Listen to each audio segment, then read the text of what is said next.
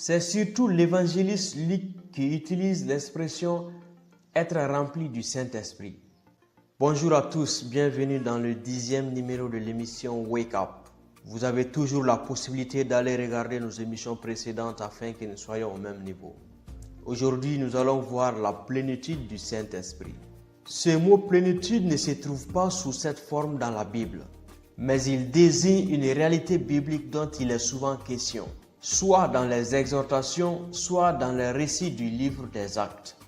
C'est surtout l'évangéliste Luc qui utilise l'expression « être rempli du Saint-Esprit ».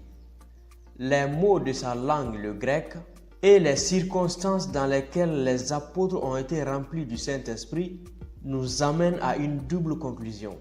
Il y a d'abord la plénitude qui se manifeste dans les occasions particulières. À la Pentecôte, puis quand les apôtres se sont trouvés devant les tribunaux et qu'ils devaient répondre à ceux qui les accusaient, le Saint-Esprit s'est manifesté d'une façon soudaine en leur donnant une puissance exceptionnelle. Encore aujourd'hui, le Saint-Esprit remplit de cette manière ceux de ses serviteurs qui se trouvent dans des circonstances semblables.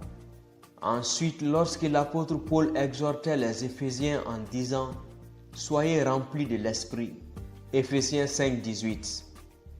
Il ne voulait pas seulement parler de la manifestation soudaine et spectaculaire que le Saint-Esprit permet dans des circonstances particulières, mais de l'état permanent de la présence du Saint-Esprit dans la vie du croyant.